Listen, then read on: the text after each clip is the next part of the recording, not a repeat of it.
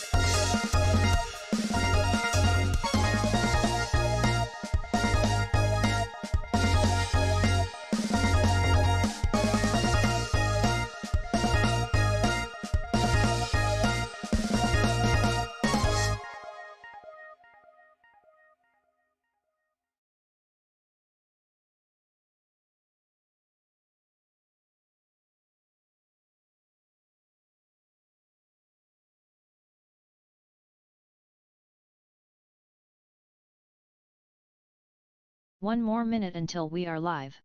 Laughing face.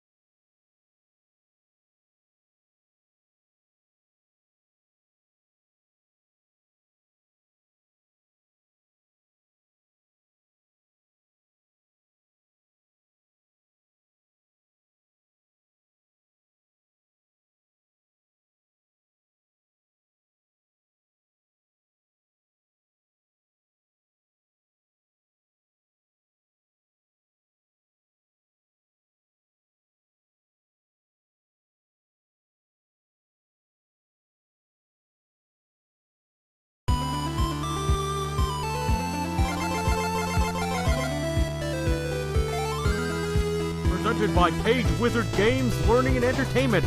It's that time, everybody. Time for more entertainment and fun with your favorite computer scientist, Dr. Daniel Page.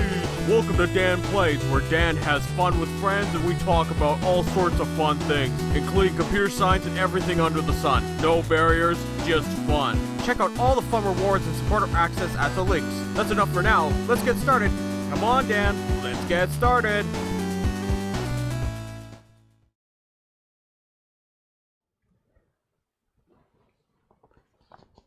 Hello everybody! I hope everyone's having a beautiful day. I want to welcome you on to today's stream, today's lecture. I hope you're having a beautiful day so far, and I want to welcome you on down. So, for anybody that's watching this, I hope you're having an amazing day. Let me know in the chat, how are you doing today? Hoping your week so far has been quite good. Wish people happy Easter. And of course, for anybody else enjoying the holidays. This week's been going a little fast. But a couple things before we get started. So first, I gotta just summarize let me get the chat open up first. So just as a quick reminder for anybody that's watching this, whether now or in the future, whenever the chat is visible on the screen, like you see right now, it will be audible over Twitch. But generally the chat will be visible on the screen. It doesn't necessarily mean I can't see it. I can see the chat right in front of me right here, and also have an earpiece in right now. So if you have any questions during the lecture, please don't forget to chime on in. Let me know also how you're doing, just generally. If you have anything fun to talk about, please. I encourage it. Sorry, I'm just getting really excited. But yeah, so just keep in mind, just because the chat isn't visible on the screen doesn't mean I can't see or hear it. I will try to engage with those questions as they come. And of course, if it's a little bit more complicated, we'll try to hold off until we get to one of our intermissions, which usually I make the chat visible on the screen when those come up. But aside from that, please consider supporting at patreon.com/pagewizard. I also have support over on Subscribestar. If you want access to today's lecture notes, they'll be available there later today. In addition to this, consider purchasing Advanced Data Structures, an introduction to data structures and algorithms. I have a lecture series on the YouTube channel that you can check out to learn basics of data structures and analysis of algorithms. So this book has nicely illustrated diagrams, all in color, that you can check out. Here, for example, is a chapter on hashing. Here's some fun pictures of trees. But I encourage you to check it out. I create lots of affordable counterparts for learning this material. And I encourage you, if you're interested in computer science, don't spend thousands of dollars if you don't need to. Consider supporting at pagewizardgames.com. Right? Right, Miss Kitty? At Page Wizard Games, Learning and Entertainment. Yeah. No, Miss Kitty, how you doing today? I think Miss Kitty's doing pretty good today. What do you guys think? Hi, Miss Kitty. You having fun? Yeah, you making strange noises? Yeah, it's a very Miss Kitty thing to do. No. You give me my notes? Okay, Miss Kitty, come on over here. Come on, Miss Kitty.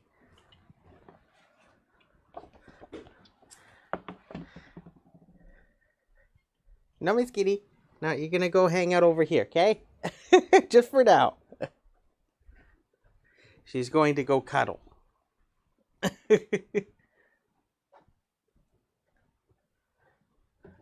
But where was I? Oh, yes. So please, this will be available at the supporter access tier or above. That book, by the way, the Advanced Data Structures, an Introduction to Data Structures and Algorithms. You can actually get a digitally signed copy of that if you support at the general support tier, which is pretty neat, right?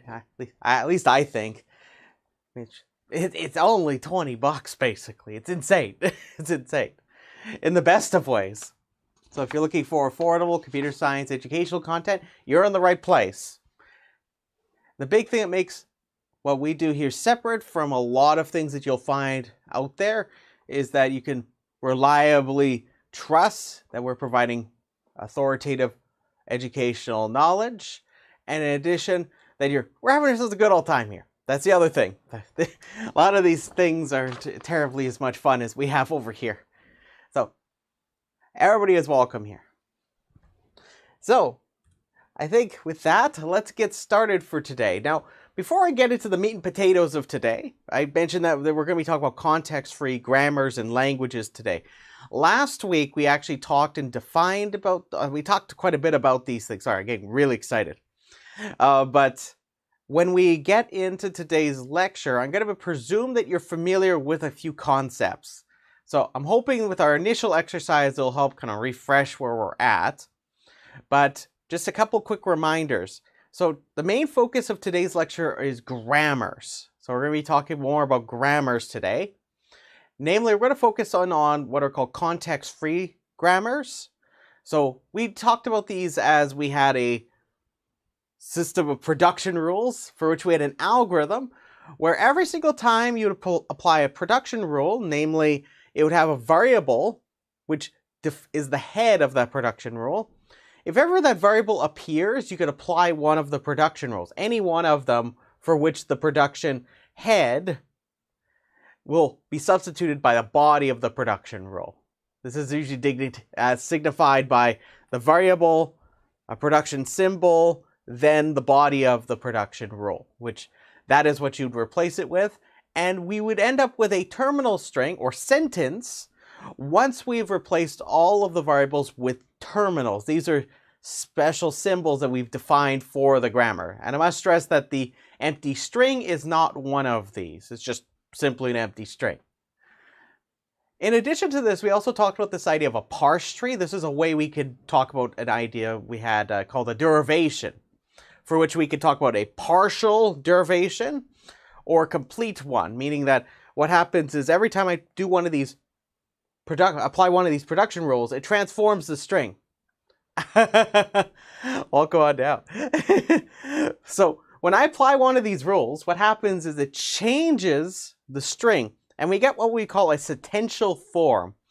And we're interested in when we get a sentence where the symbols are all terminals. So when I design one of these grammars, what I want to do is change up all the symbols from variables to terminals eventually. So that being said, I think it'd be a great time for me to kind of give you a summary of what we're going to do today. So we're going to design a couple context-free grammars like we did last week. Then I'm going to talk about this connection between regular languages and context-free languages, which, by the way, we call a language context-free if there exists a context-free grammar that could describe it. That means if I were to consider all possible ways I could generate a string using those production rules we talked about, all of them, those are in fact going to be the language of that grammar. And for those that weren't here last time, that's okay. A grammar can be used to describe the structure of computer programs. So one thing that will come up towards the end of today's lecture is this concept of ambiguity, meaning that if I wanted to talk about how I could derive one of these strings using this grammar, I ideally would like to have it where I'm able to show, okay, I get this string, I should have one way I can derive that string.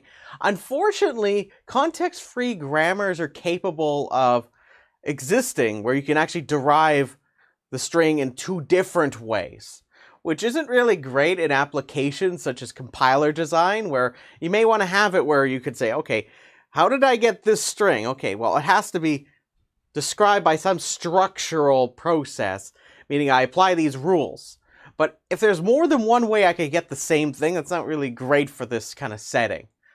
We want to have a way I could go right from, okay, here's here's what I can replace, here's the expressions, here are the operators, and so on. I want to put the stuff in. I want to be able to tell you exactly one way I can end up with interpreting that string. So that's one thing that keep in mind, and we'll talk about this idea in terms of ambiguity, which is an interesting one. It has some strange things that can happen when we want to think about how can we test for this, or how do we design to root out these kind of things. So we'll talk a little bit about that. So anyways, let's talk about I am C++. How are you doing today? Hop on in, come join the fun. I am the C++. Oh, sorry, we're having some fun in the chat. But what we're going to do now is we're going to design some context-free grammar. So we see some previous examples last time for designing these. I thought I would emphasize a couple of interesting design techniques, namely when we have a pattern we're trying to seek out. So we're going to start off with a simpler one first, then we'll do one that requires a little bit more thought. So let's consider let's design a context-free grammar. Context-free grammar for the following language. So I'm going to describe the language to you, and then we're going to try to come up with a way to describe this in terms of a grammar for the following language. And I must stress that this language is one that we've actually seen in the past. So there's nothing going to be overly scary about this language. However, I would like to describe it using a grammar. So take that as you will. So here's the language we're going to look at. So suppose I give you a string W. It's going to be consisting of zeros and ones. So it's going to be a binary string such that the length of W. So if I look at the length of the string, I want to know if it's even or not. That's another way I could put this. I want to know, so it belongs to this language if the length of the string is even. I'm just gonna switch markers again. Let me just get rid of this one. It's gonna go bye-bye. Boo! It's gone. Let's try a different one. Let's see. Okay, that's much better. My apologies. Terminator, as you might say. So, you might ask, what should we try doing? So I'm going to pick up a couple of ideas that we had in the past. And you got to think about this in terms of generating a string. So generating a string. So the first thing we know is that this is going to be a binary string. So just for example, the empty string, which I'm going to write as epsilon here, this has length 0. So technically this belongs to this language because it's a string that has no symbols, making its length 0. Likewise, this string also has an even length. It has length 2. Does this string belong to the language? 110? Does that belong to the language? Well, look at its length, right? Is it even or odd?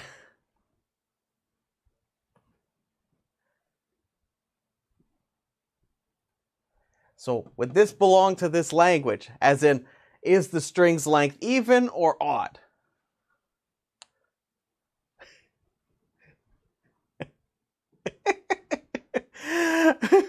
That's all good. That's all good. I got the idea. It's pretty awesome. So this guy is just odd, right? So this, the empty string belongs to the language. This belongs to the language. However, this one does not because it has an odd length. However, one like this with length 4 most certainly belongs to the language.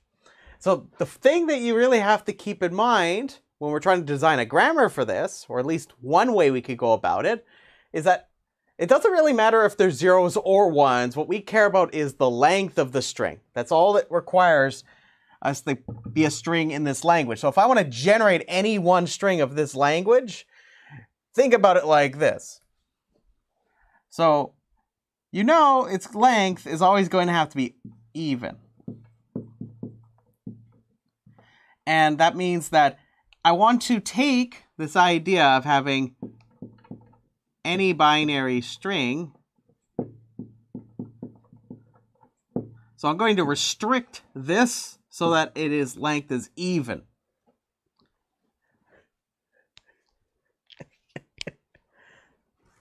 So here I'm going to present to you an idea. Here's an idea.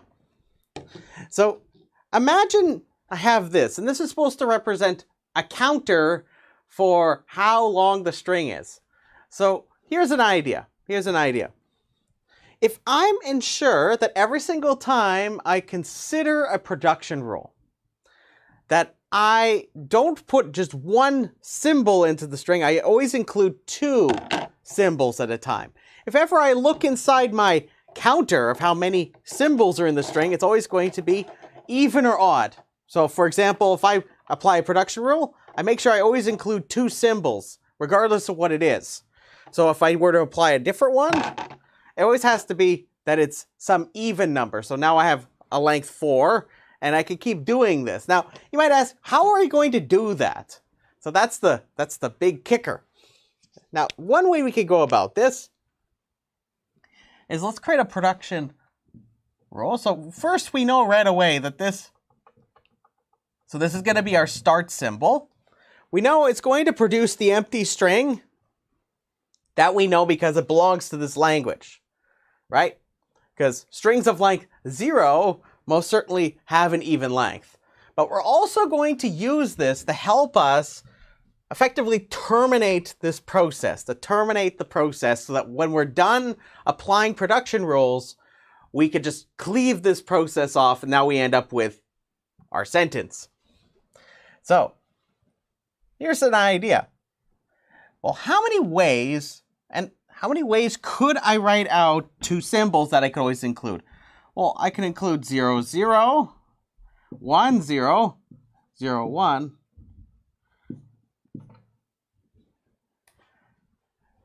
So I got 4 different patterns, right? 0, 0, 1, 0, 0, 1, and 1, 1, right? Now let's take an idea that we've seen when we were studying palindromes.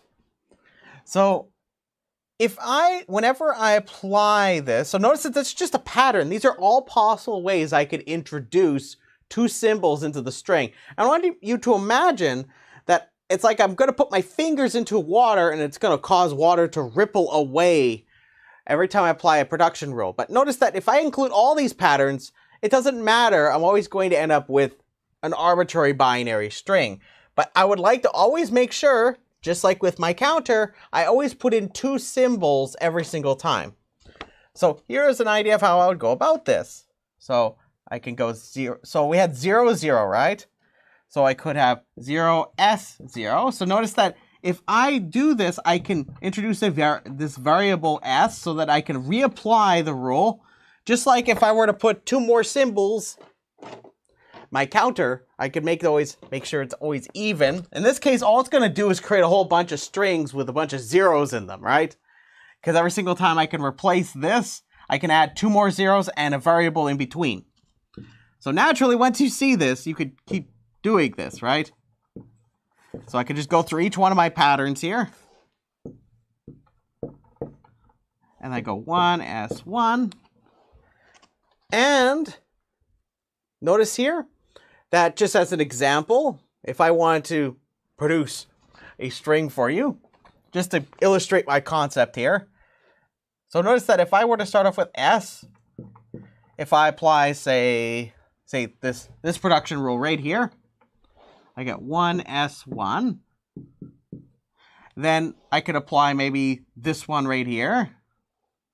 So then I got 1, 0, S1, 1. So that's the new part that I've replaced S with. And I could just simply apply the first production rule, the epsilon there, and I end up with 1, 0, 1, 1. That most certainly belongs to the language, right?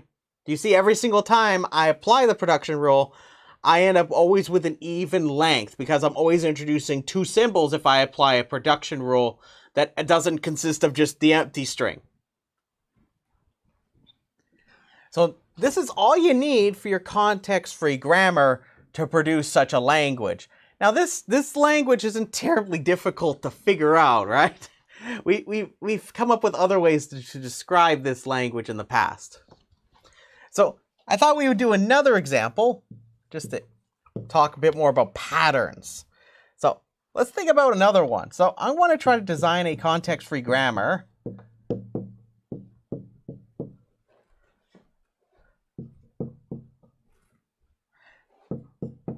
for this language. Now, we haven't seen one like this yet, so I thought we would play around with this. So I'm going to call it L4O. I thought it was a neat name at the time, okay? So it's going to consist of binary strings. Binary strings, where it's going to be that there's exactly 4 zeros. There's going to be exactly 4 zeros in the string. And every zero has a 1 after it.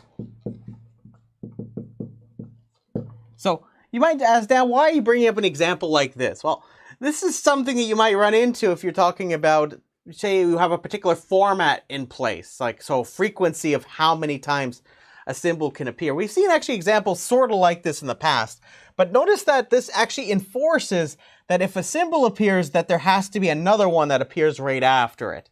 That's what makes this a little different. So let's think about how we might go about this. So I always like to think about almost like the string is like a template. I would like to see what the string has to look like. Now we know it has to have exactly 4 zeros, so it's always going to have a form that looks like this, where it's going to have 4 zeros. There might be stuff before it. There might be stuff in between here. There might be stuff in between here. There might be stuff in between here. There might be stuff in between here. However, if you look at our definition of this language over here, it says that every 0 has a 1 after it. So you know right away that there has to be a 1 that comes right after each one of these zeros. The minute you observe this, it makes everything much easier. So, however, notice that I still have these blanks. These blanks, in all of these spots, it has to be what kind of symbol can go there. Can I put zeros in there at all, at these blanks? So all these blanks may include 0 or more 1s, right?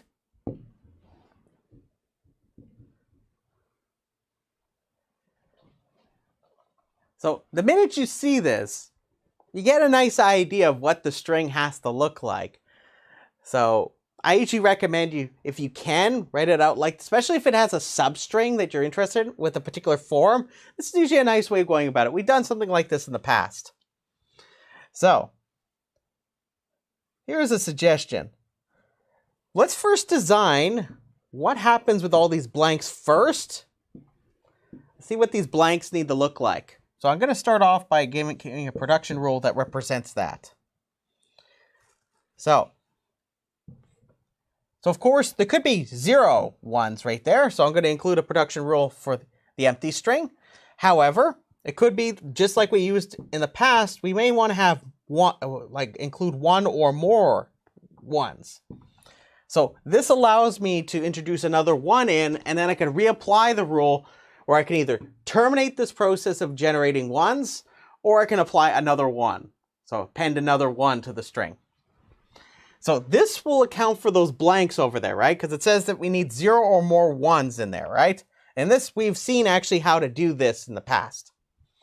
So a natural question now is, how do we get it so we get the rest of this? And the lovely thing is that context-free grammars have a lot of versatility for how we can go about that.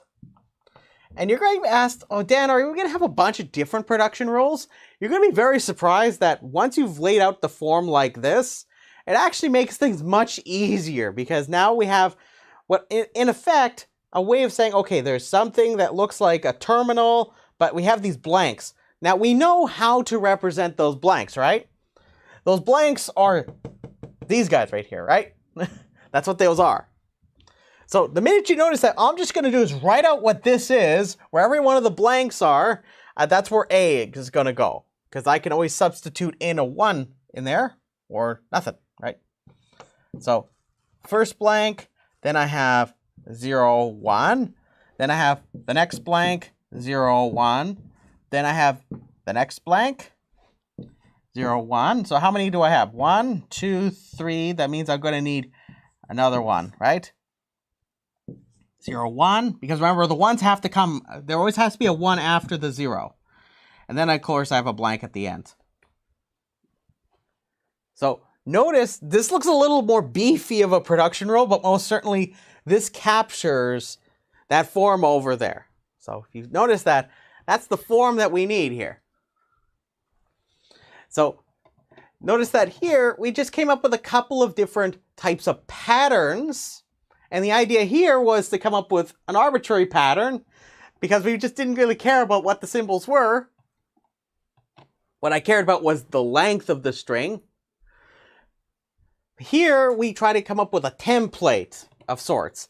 And once I have the bits and pieces, I work on the smaller bits and then I work my way up. That's at least how I think about it.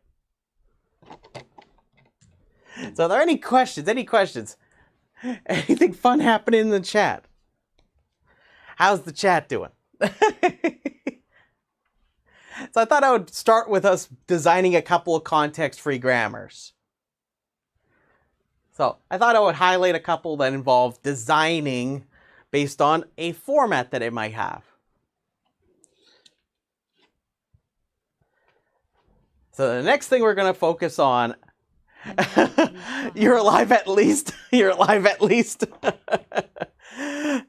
I just imagining just Tor just sitting there, just kind of just going down like in Terminator 2, just going down into the lava, just thumbs up, just Terminator, just thumbs up.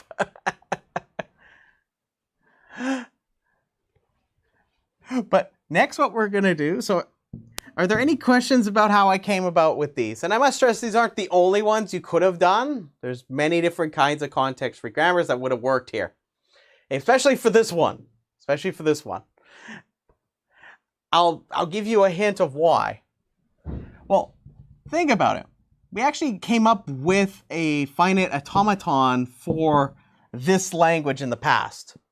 We also could describe it using a regular expression. So this we could describe with a regular expression pretty easily. So the minute you notice that, it's like, okay, well, that means that the context-free grammar is pretty versatile. So what I'm going to do actually next is we're going to come back to talk about regular languages, which, to remind you, by Claney's theorem, that means that any one of these types of languages can be described using a regular expression. Terminator 24/7/365. Every day, every hour, every year.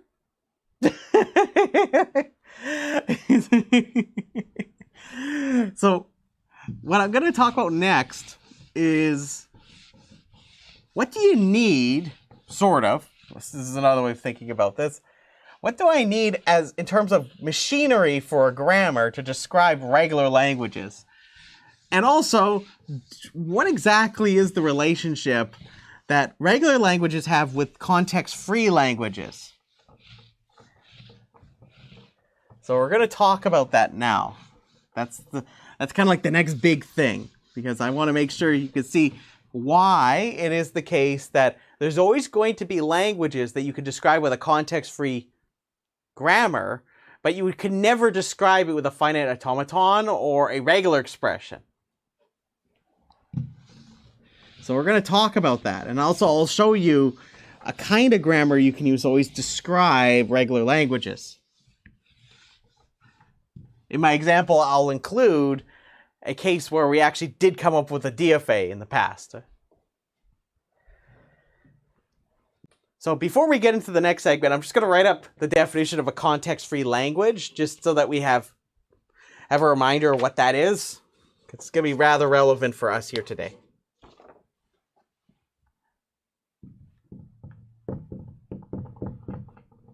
Context-free language,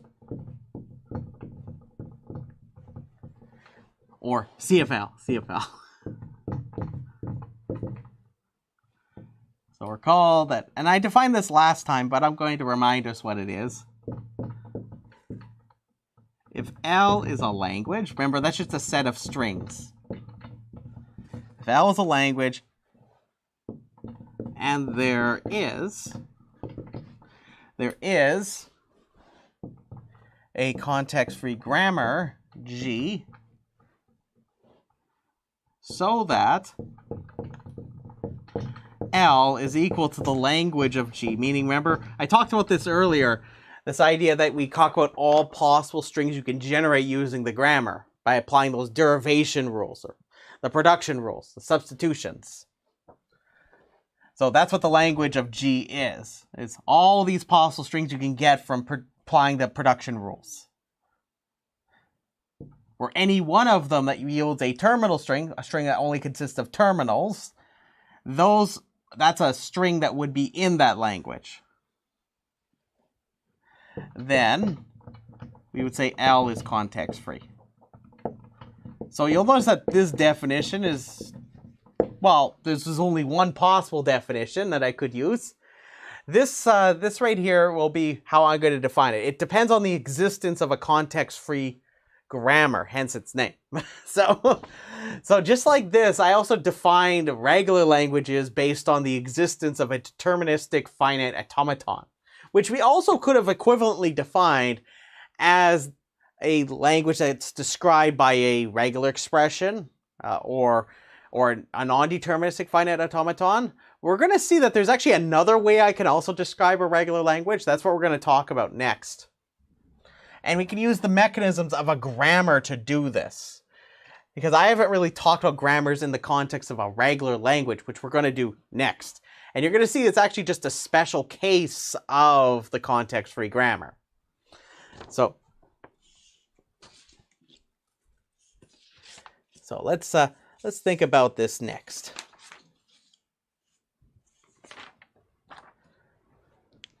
I'm pretty excited about this.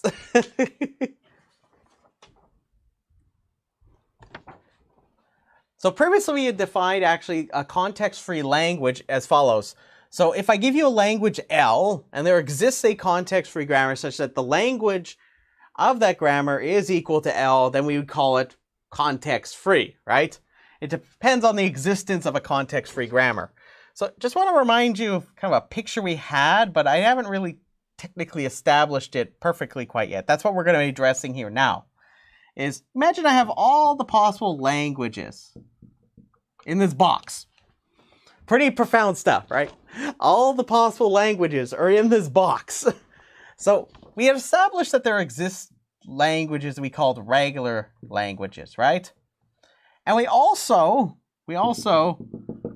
talked about, now we have this definition of something we called a context-free language.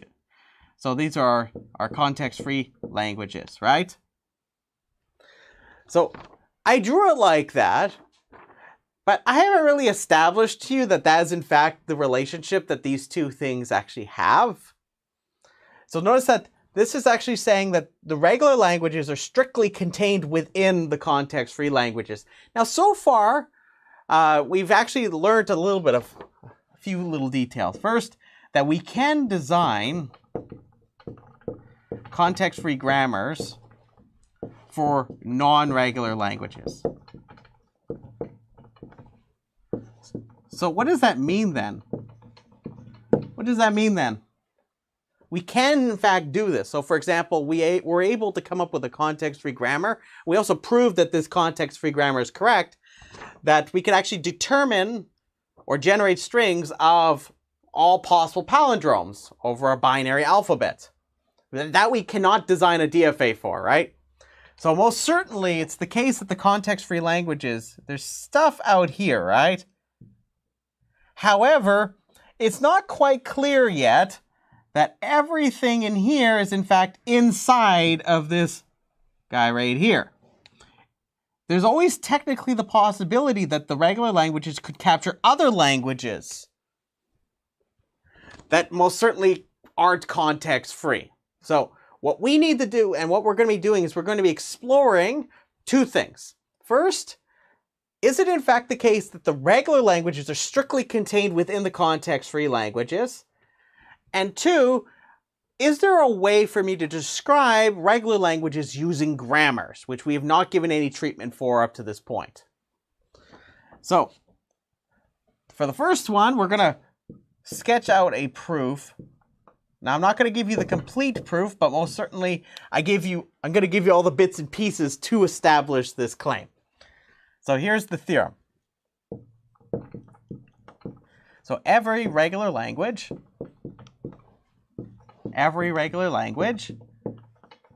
L is context-free.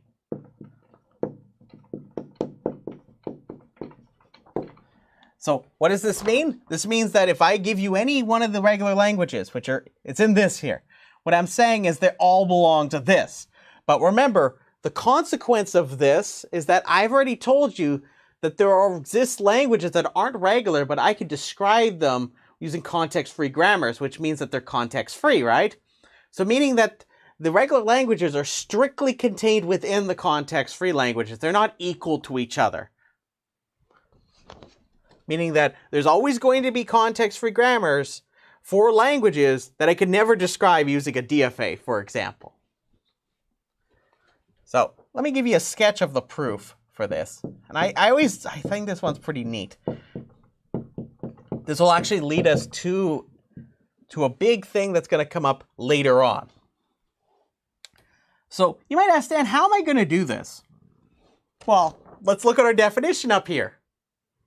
It says that L is a language if there exists a context-free grammar such that the language L is, the language of G, the context-free grammar, is equal to L, right? So one way I can go about this is to just present you a context-free grammar, right?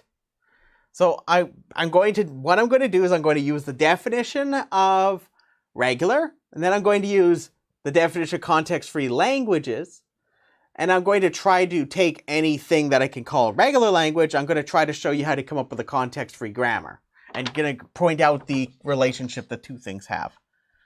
So consider any regular language,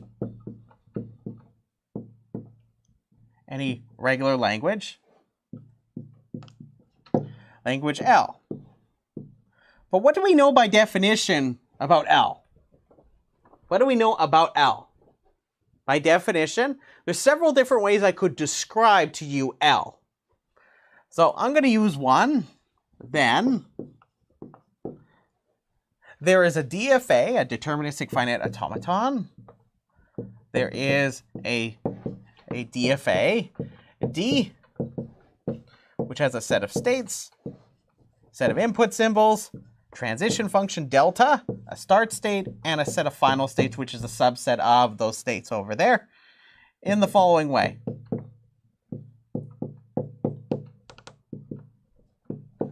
So I'm going to show you, actually, instead of doing it this way, let's do it this way. So there's a DFA D, so that, because what can I say about L then? So what can I say about L? That L is equal to the language of D, right? By definition. So now I'm going to come up with a context-free grammar for L of D. So we're going to construct a context-free grammar, G, which is going to have the for tuple VTPS in the following way.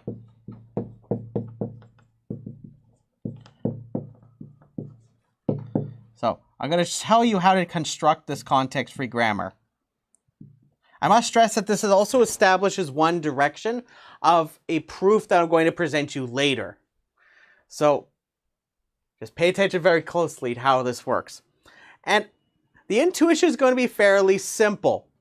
Is that, you know, when we have our DFA, right? We read an input symbol, then we transition to potentially another state, right? Well, we have this thing called the transition function. We have delta over here, right? So what if there's a way I could describe these transitions in terms of the productions, the rules that they are? So perhaps I can go from one state to another, and there's a natural relationship between going from one state to another by applying a production rule, and then having productions ahead of a production rule being its state, for example. So let's think about how this works. So for each, so I'm just going to number this. I'll call this state, this 1. For each state, there is a variable. There's a variable and let. So now I'm going to define the set of states as these variables. So V is the set of variables. So I'm going to have PI such that QI is in the set of states. So I'm going to have these variables called PI. For each PI, there is a state QI. So notice the indexing here. Next, I'm going to let the terminals be the input symbols, which in a previous lecture, I gave you this intuition in the past, right? I gave you that idea that the terminals are sort of like input symbols. That's at least a pretty natural way of thinking about this. Now, let's talk about what we do with this transition function delta. So for each transition, delta QIA, right? For each one of the states and input symbols, there's going to exist output for this transition function. That's going to be a state. Suppose it's QJ. What it's going to do is we're going to add a production rule for each one of these. We're going to add a production rule. So which one? Well, think about it. Let's think. Let's think about this carefully. So I gave you this idea that we have the states that are going to each have be ahead of a set of production rules, right? Well, to go from state I to state J, or QI, QJ, it's like if I read a symbol and then I transition to that state, right? But what is that like? Well, it's sort of like the idea that I write down the symbol that I read, just like if I was walking down the pathway that I take to get to a final state. Because remember, the context-free grammar describes strings that are generated as a result of applying the production rule. So, you know, you can think about this like I get to the final state eventually, right? So it's like I'm reading the symbols along the pathway. But what is that like? Well, it's like this. So PI, production symbol. And now imagine this is our input symbol that we're reading. So it's A, and there's actually a variable for state QJ, right? PJ. So for every one of these, you're going to add one of those. Now, next, we got to talk about what about the final states and the start state. So on every final state, something's going to come really nice together here.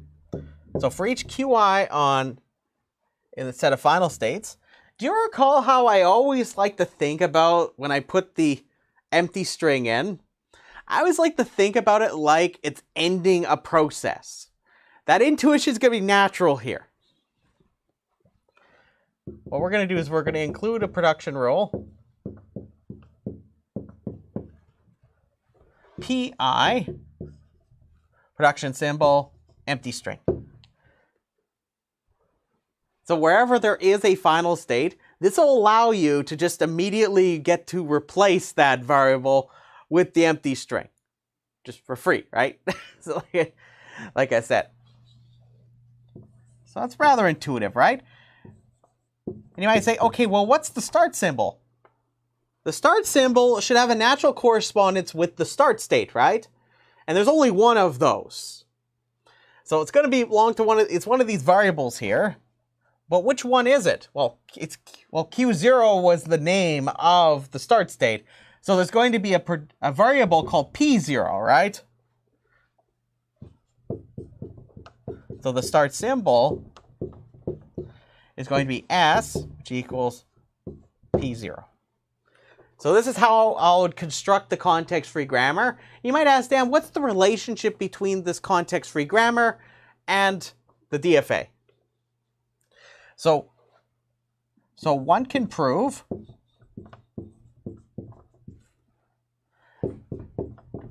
that G generates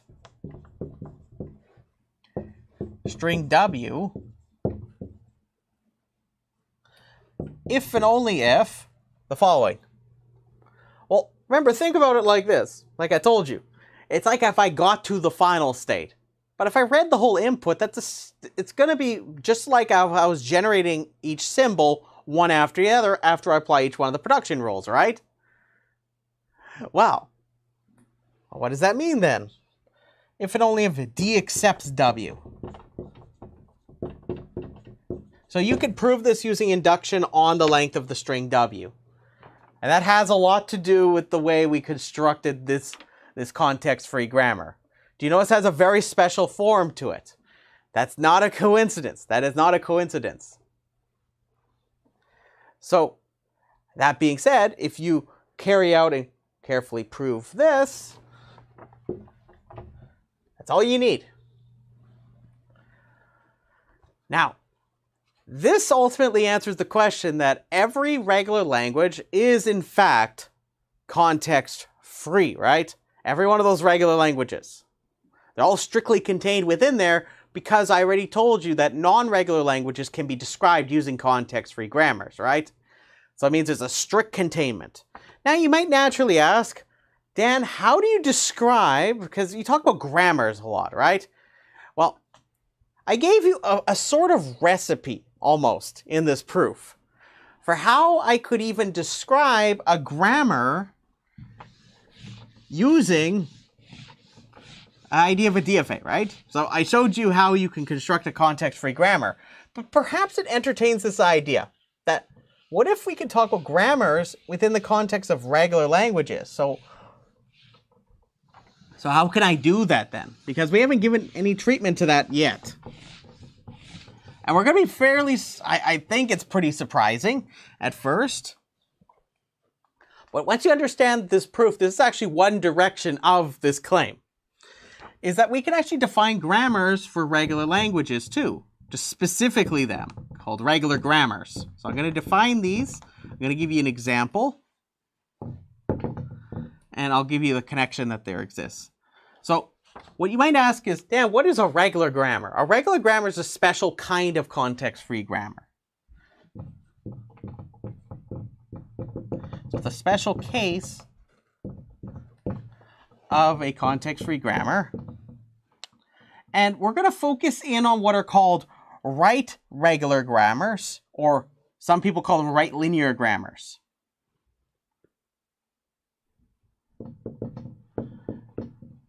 So just for the sake of brevity, I'll call them right regular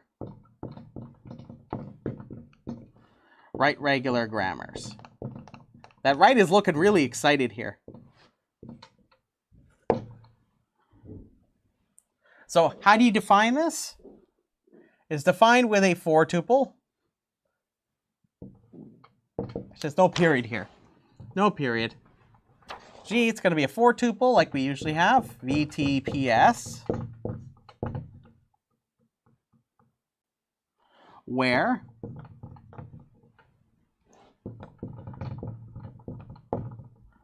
variables A and B are among the set of variables. And we're going to also have X, which is going to be one of T star. Remember, T is a set of terminals, but it's T star. So that means also you get the empty string. And all production rules are of the form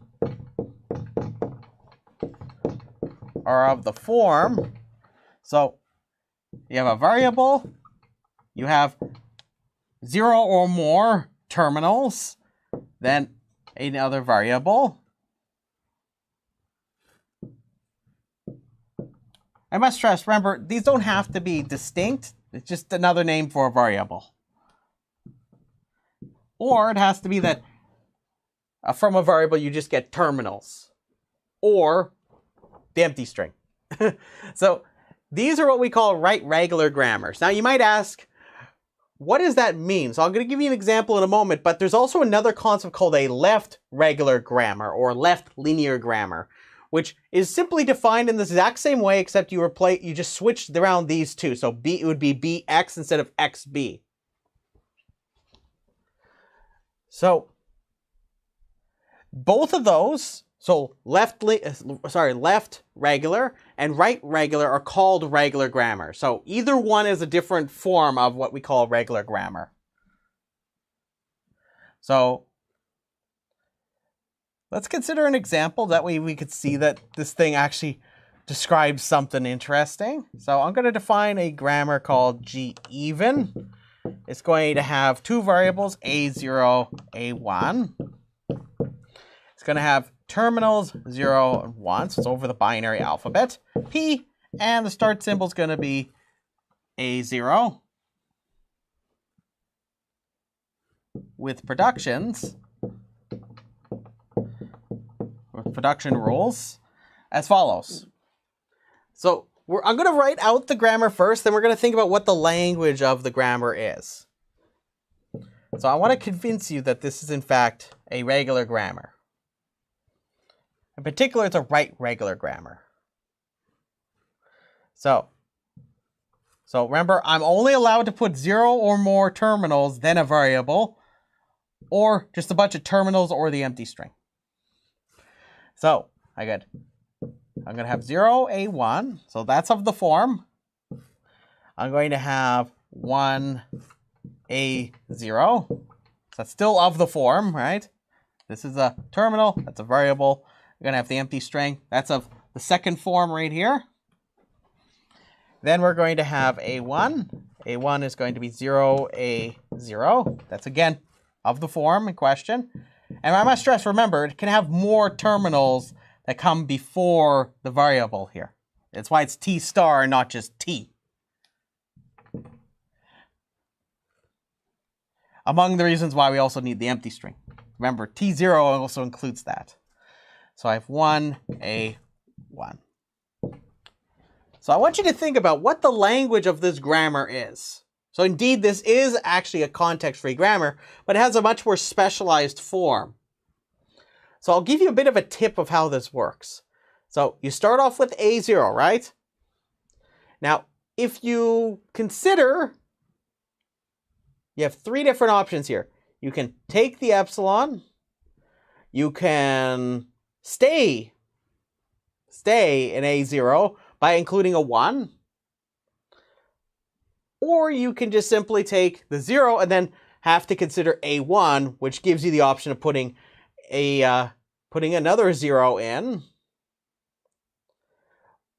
which gets you back to A0, or it stays in A1 when you read a 1.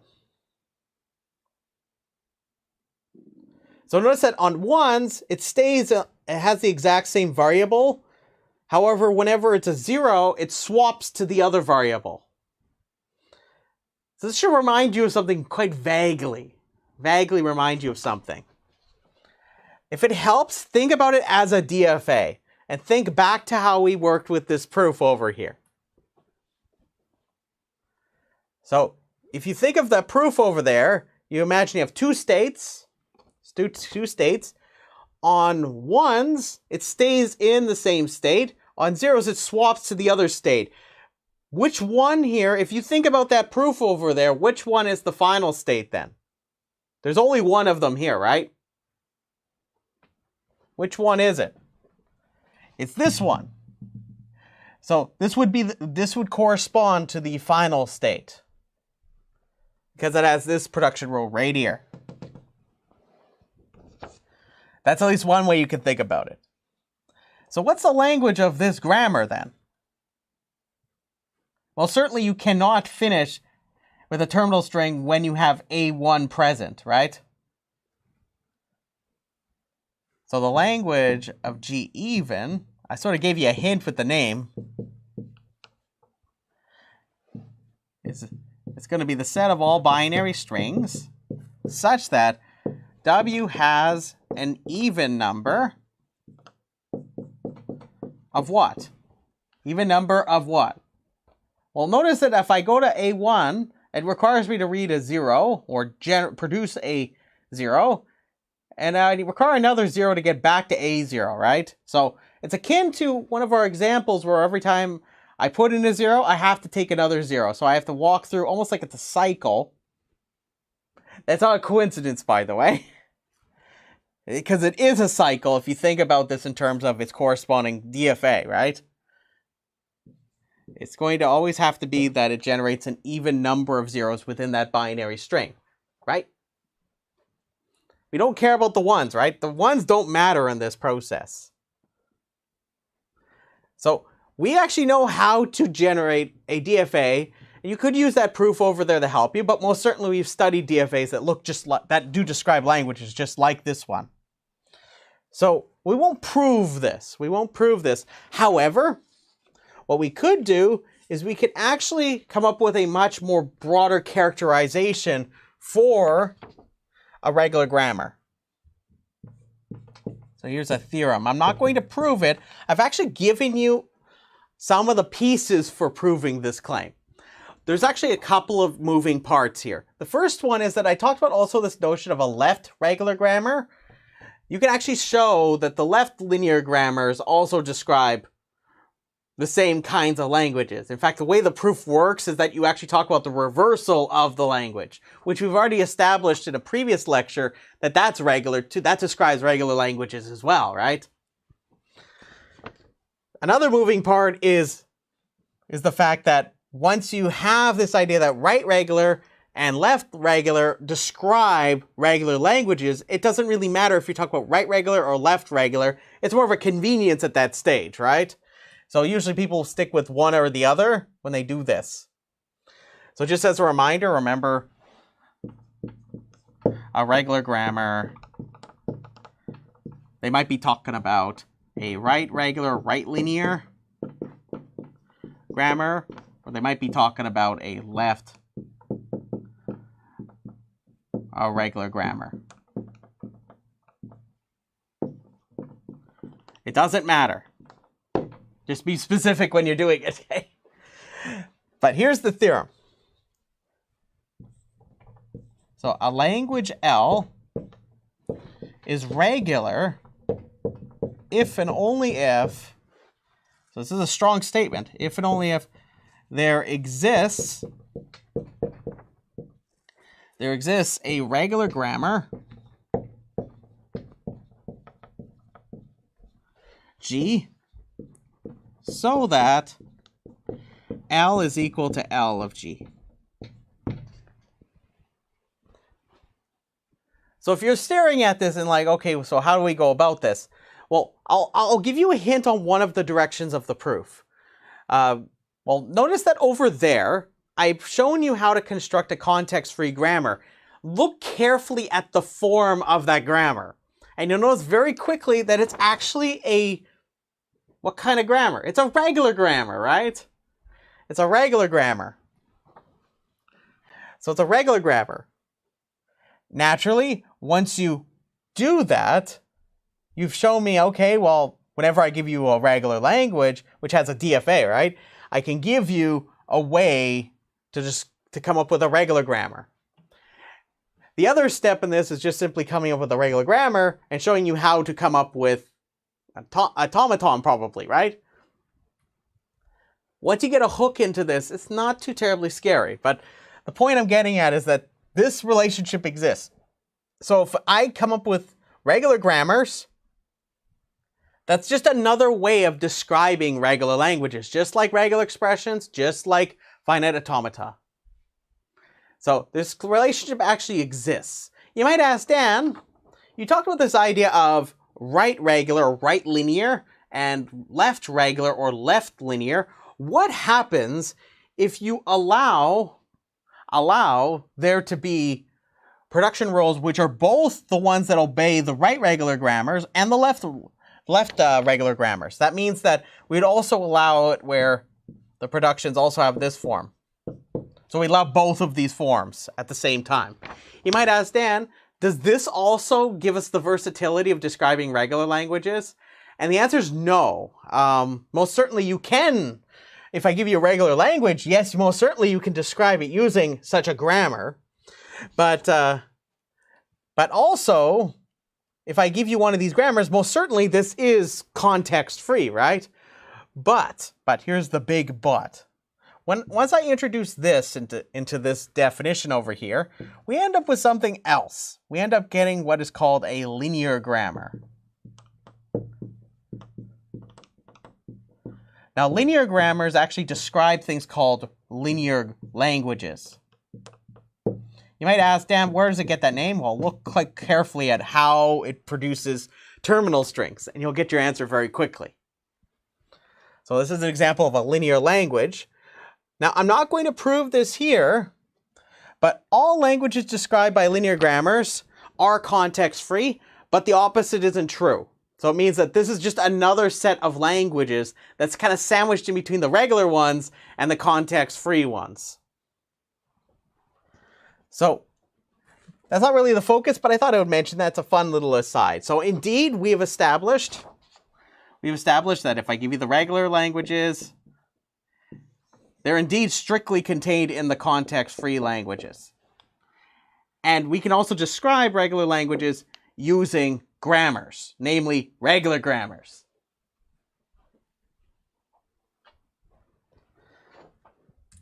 So are there any questions about that? So I've shown you just another type of grammar. In fact, I've talked about technically 3 different grammars now. So now we have regular grammars, we also have linear grammars, we also have context-free grammars.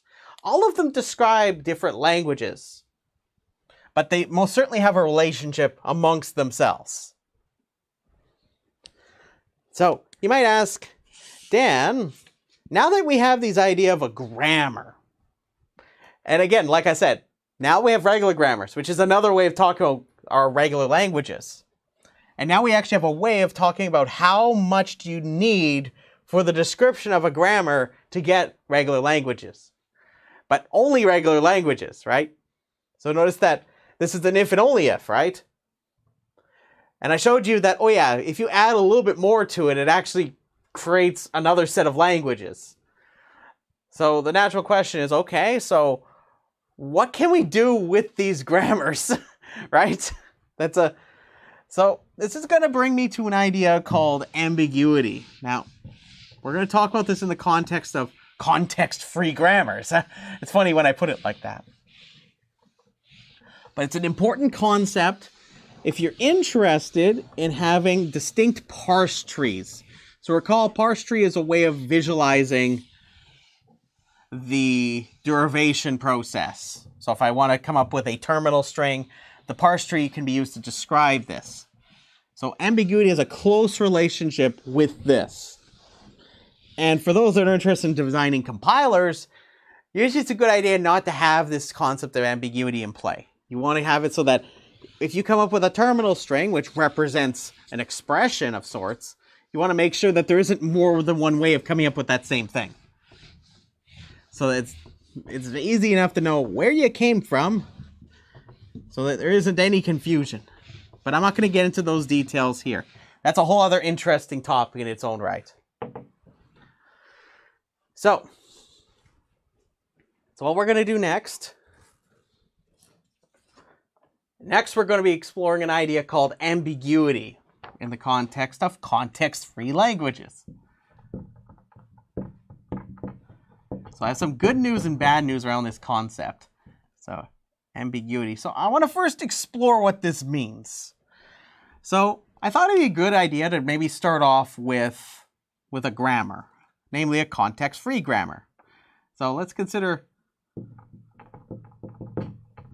a context-free grammar, G, as follows. So imagine it has the following production rules, as follows. So consider where it has the following production rules: SAS, SBS, CSC, and D. Now, what I'm going to be curious about is producing a particular string. Now, one way we can come up with the derivation process and visualize that for people is using a parse tree, correct? Which provides us a description of how we applied production rules, right? So let's consider an example here. So suppose I start with the start symbol, right? Suppose I use SBS. Let's use SBS. So I have SBS, right? So we have this partial derivation so far. Notice that all the leaves aren't terminals yet, or the empty string. So suppose that now for this one, let's consider, actually let's go over here. Let's use SAS next. SAS. And now for all the rest of these variables now that are presently leaves, I'm going to replace all of them with D. Use the last production rule over there. So I have D, A, D, B, D. Now, so I have dad, BD, or dad bod. Okay, so here we go. So, a question I have is this the only way I can obtain this terminal string, dad, BD? Is that the only way I can actually get this terminal string? Well, let's think about it. Suppose that I take the same idea and I apply it. Instead of thinking about this applying towards the left, let's go to the right. So I'm going to use the same process again. I'm going to start with the start string, except I'm going to use SAS first.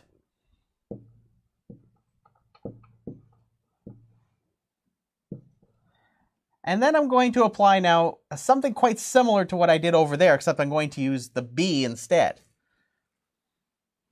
So I'm going to have SSB, and then I'm going to have all of these now replaced to D. Interesting, right? So that means that there exists at least two ways to derive the exact same parse tree, right? So notice that there's more than one. And now this is how we can define ambiguous. So a context-free grammar is ambiguous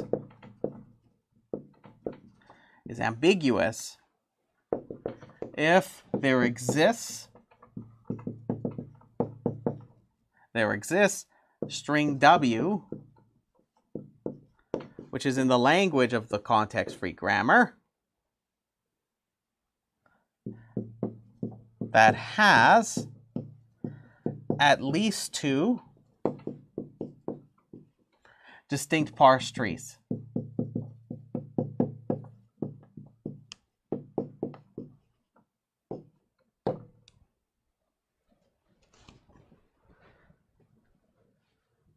So in this example, you would say that DADBD, these are derived ambiguously.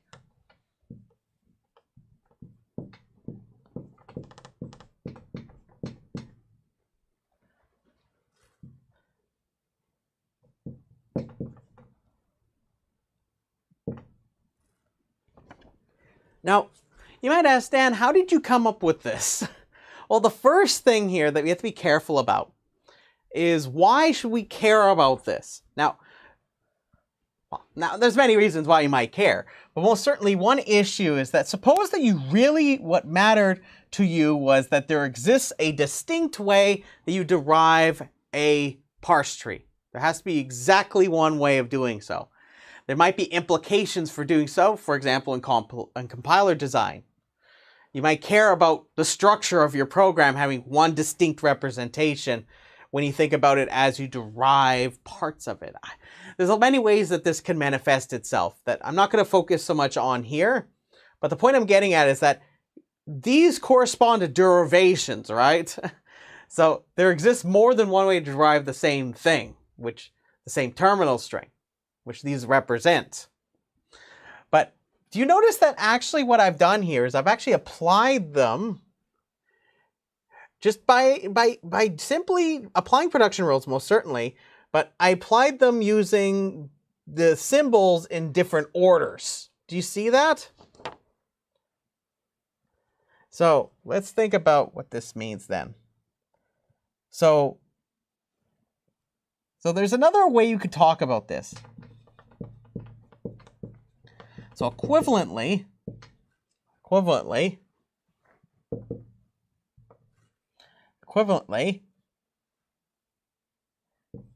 a context-free grammar is ambiguous if it has more than one leftmost derivation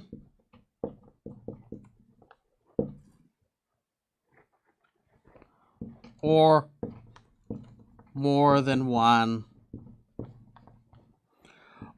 rightmost derivation. Let me reread this for you. A context-free grammar is ambiguous if it has more than one leftmost derivation. That says derivation, by the way. It looks like it kind of melted, like a extra droop of cheese kind of just dumped over derivation. More than one rightmost derivation. So let me define those right now. So this is actually another way you can think about this concept of ambiguity. But remember, the big idea here is that there exists more than one parse tree for the same terminal string. So you think about this in terms of, okay, what process got me there? If there's more than one way I could have done so, it's ambiguous, right? Because there could have been more than one way I could have gotten there. So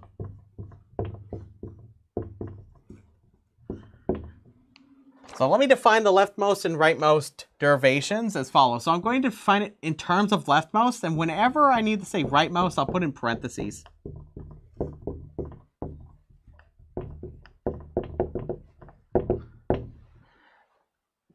So what it means is always replace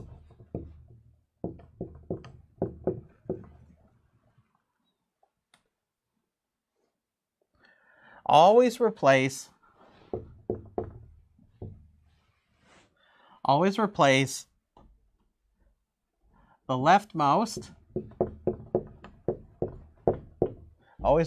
leftmost, i.e. for the rightmost definition, you would use rightmost variable in a string.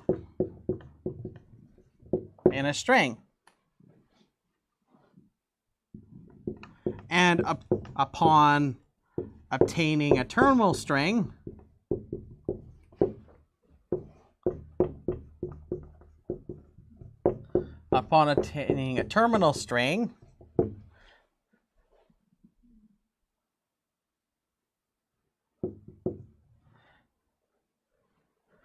is called a leftmost, or respectively rightmost,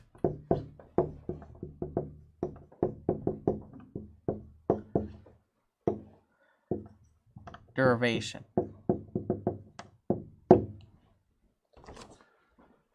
Now you might be staring at this and saying, Dan, what does that mean?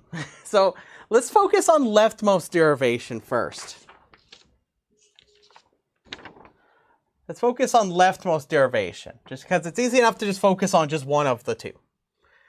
So I want us to carefully look at these two parse trees I have over here.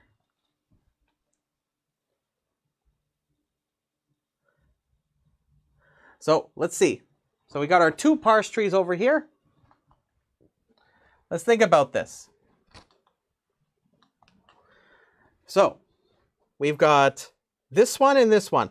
Now take a careful look at them. If I look at this in terms of its derivation, well, the first one over here, what does it look like? Well, it's S. Then I apply which rule? I'm going to apply SB. So this would be over here SBS, right?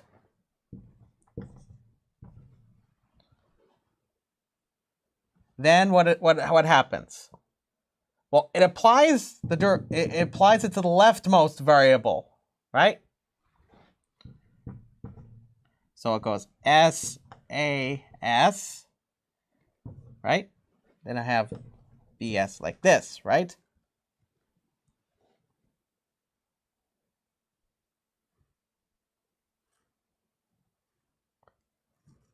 Then what happens?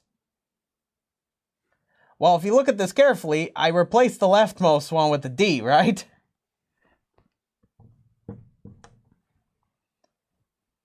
So this becomes DAS BS. Then I apply it to the leftmost again. S becomes a D. So this one right here. I have DADBS. And then finally I have DADBD.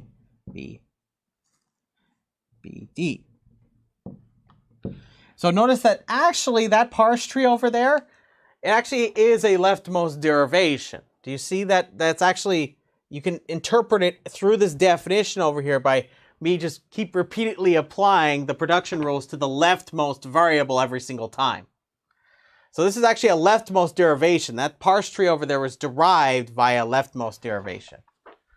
So this is a leftmost derivation. Now, let's look at this one right here. How did we get this one? We start with S. Then I applied SAS, right? Then, on the left, notice it goes D, DAS. Then, what's the leftmost variable? S here, right? So then I apply DASBS. Then I apply the leftmost, on the leftmost variable, I turn that over to a D. And then I end up with DADBD. So this is also a leftmost derivation. This is also a leftmost derivation. Interesting, right?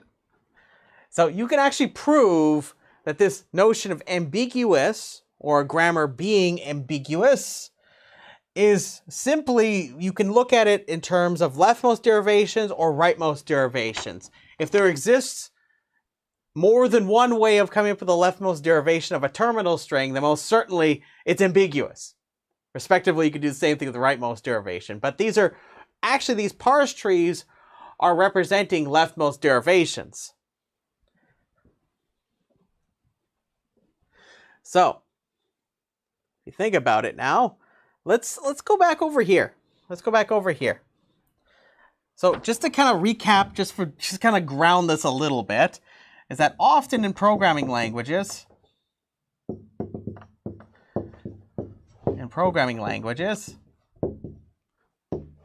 it will be the case, so keywords often will be the case, that the context-free grammar used is not ambiguous. So just to be very clear what that means, so that means that the grammar is unambiguous, correct?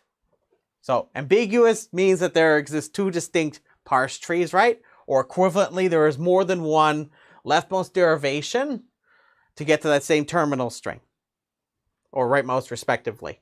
So if it does not have this property, meaning that there is always one distinct parse tree for any one of the strings in the language of the context-free grammar, we would say that it's unambiguous, right?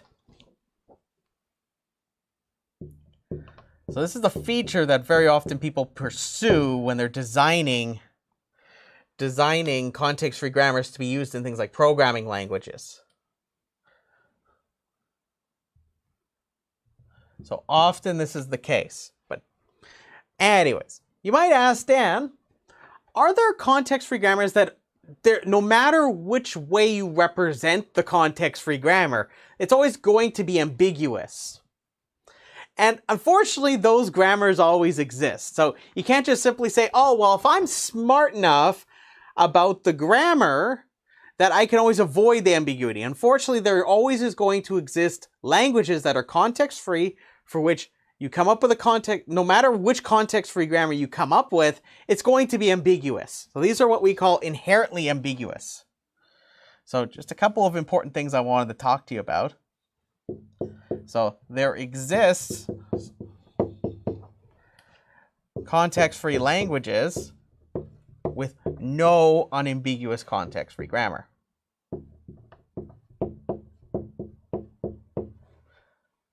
No unambiguous context-free grammars. These are called, so these languages are called inherently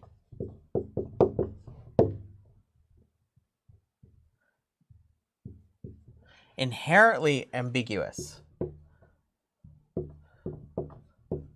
So it means no matter how you slice and dice it, you can't come up with a context-free grammar for this language that does not have that property over there.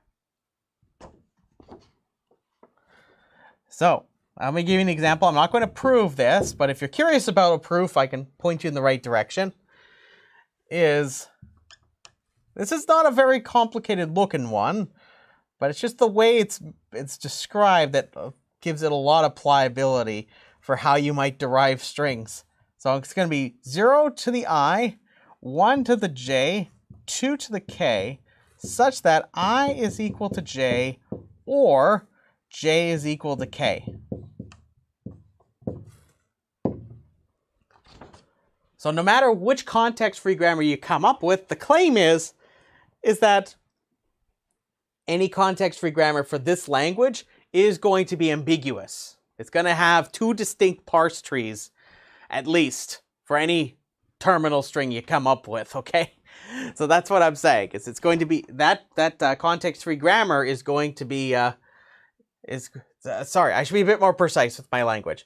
So there's going to exist a string that has, such that the terminal string that you get at the end is always going to have at least two distinct parse trees. It's not that always when you get a terminal string, it's going to be...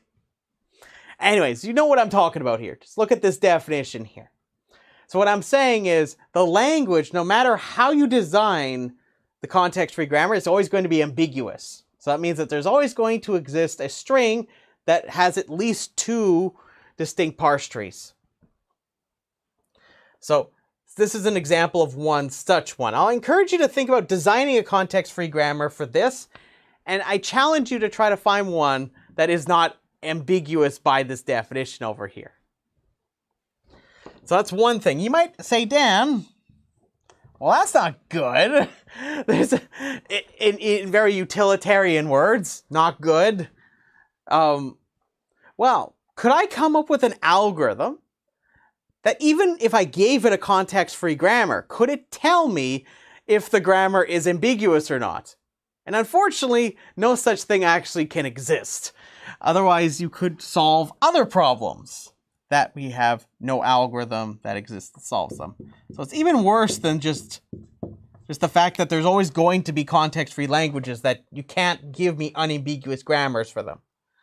It's even worse. There is no algorithm. There is no algorithm that can decide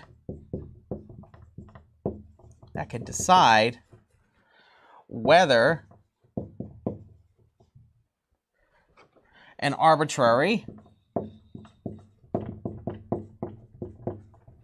context-free grammar is ambiguous. So you can't come up with a test for this. So that's bad news, right? So there isn't some magic program that you can come along and say, okay, give me your context-free grammar. I can tell you if it's ambiguous or not. That doesn't exist for an arbitrary context-free grammar. So you might ask, Dan, how do people try to enforce stuff like this where the grammar isn't ambiguous? Now, of course, they have to carefully think about what languages the string is going to represent, because like I said, they're inherently ambiguous. You won't be able to come up with a context-free grammar that isn't ambiguous, right? So you might say, Dan, how do some people go about this? Well, one way they go about it is they force the grammar to have very particular form to it. Next thing, they might introduce precedents for certain operators within the expressions that they're considering that are describing, like they're overall described by such grammars. So the statements they're considering, they introduce precedents to ensure that there isn't more than one way you can take one of the operators, for example, if it's representing a statement. That's one thing that might happen. So often the goal is to restrict the forms, introduce precedents so that certain parts can't be misinterpreted as other parts in different orders. Likewise, there's a lot of other things. So mainly grouping precedents of operators, for example, if you're thinking about a statement. But generally, there is not one hard, fast rule with this. It's most certainly one where you have to carefully craft it, but very often techniques such as introducing precedents for certain aspects of the grammar will be rather helpful. So, that being said, this is a little bit about ambiguity. I think it's a pretty neat concept. What do you think? It's ambiguous, right? So are there any questions at all about ambiguity? So I should be a bit careful with the way I phrase this. So I think at one point I may have stated this incorrectly, is that, remember, it's that there exists a string. It doesn't have to be that any arbitrary string has at least 2 distinct parse trees. It just has to exist one. Are there any questions? Any questions about ambiguity? Or are we doing okay? I think we're doing okay. So, if there aren't any questions, just want to remind you, if you want the notes from today's lecture, they'll be available later today at patreon.com/pagewizard. Consider supporting at the supporter access tier or above. You get access to these notes and all sorts of other rewards. We also have the Discord server. In addition, consider sharing this with your friends. Consider joining the fun. We have a lot of fun here live. A lot of it's off the cuff, so we have ourselves a good old time. That's just the way I do my lectures. I think that it helps make the lecture its personality or however it's done, it's always done together. That's the big thing for me when I carry out my lectures. So other than that, tell your friends to come join the fun. Consider supporting affordable computer science educational content with Page Wizard Games Learning and Entertainment. Consider supporting Keeping the Lights On. It very much is helpful. I'm only one person. If you like what you see, consider supporting. There's only so much I can do as one person, but with many people that share the concern about increases in cost of education, but also wanting reliable education. Also considering if you want to learn this stuff, you usually have to go to university to learn this sort of stuff. I'm trying to cut that out so that if you want to learn this stuff, you can learn it affordably. So I'm trying to provide an alternative for those that are taking classes like these to help boost your learning or enhance your learning. And for those that aren't, another road to learn computer science. So that being said, I want to say thank you so much for coming and joining the fun. And have yourself a beautiful day. I'll see you later. Bye-bye.